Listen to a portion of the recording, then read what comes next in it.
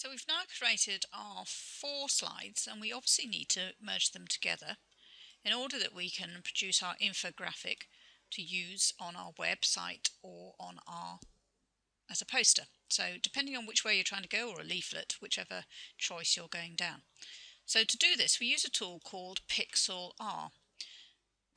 It's a free tool. It has 3 options, but the option we want to use is this one here, which is the Advanced. Now the Advanced has quite a lot of the features you will find in some of the big boys that do editing of photographs, like Photoshop, Paint Shop, those ones. So here's a free one, and it'll do just what you need to do for this particular part. So what we're going to do, we're going to open pixlr, and we're going to open the image from our computer. We only need to open one, so we'll take slide 1 and we'll open it. And what we're going to do here, first of all, is we need to lengthen it so that we can merge in the other photographs. And to do that, we go up to the top here, to the top line, and we click on Image and on Canvas Size. Now the secret here is, if you've got 2 slides, then you need to increase the height by 2 times 720. So we've got 4, so we want to actually have 4 times 720, which is going to be 2880. So we'll increase this.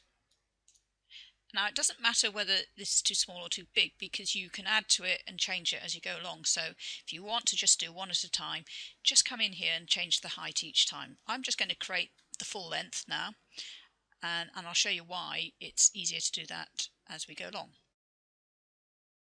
This now, you'll see we've got a white space all the way down that we're going to fill with our extra slides.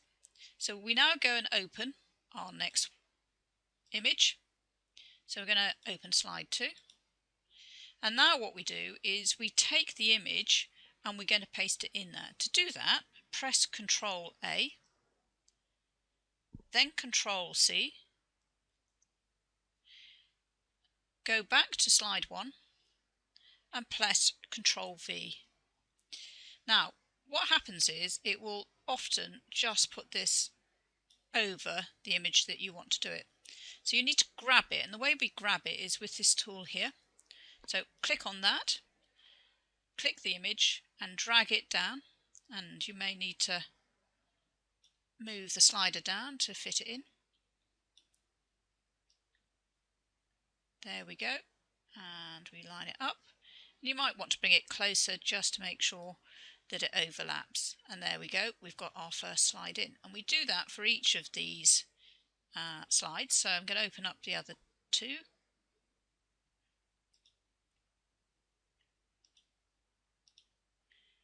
And again, it's Ctrl A to select it, Ctrl C to copy, back to slide 1, and then Ctrl V to paste it. And again, we need to pull it down to fit it in where we want it to go.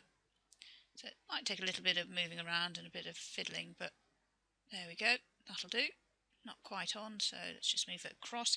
You can actually use the arrow keys on your keyboard to actually move it into place if you're struggling with the mouse.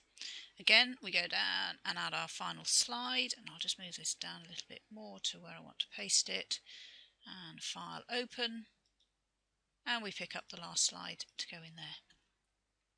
So we'll just have a check to see where that's gone, and where's that gone? Let's try that again. Go to slide 4. I need to select it, of course, that's what I haven't done. So Ctrl C and then Ctrl V. And again, we need to just drag it down to put it into the right place. There we go. Now, so we've now got our slides in place, and we've got a little bit of a gap here. So I can either move the slides down to change it, I can crop it, or I can change the image size again. So I'm just going to change that by probably 40 pixels. So I'll just put 4 in there, see what that does. And it's cleared up the bottom there. So I've now got my image. So once I've got the full 4 slides merged into one, what I do is I go and save it as a file. And to do that, onto File, click on Save, choose the name that you want to call it. So we'll call it Infographic Case 1.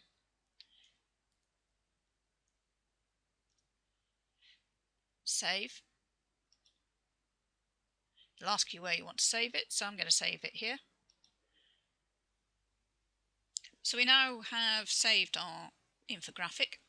It should be in our folder, and there it is. And you're now ready to go and use this where you want to online, or if you're using it as a flyer or a poster, then you've got a document ready to start using. So that is case 1.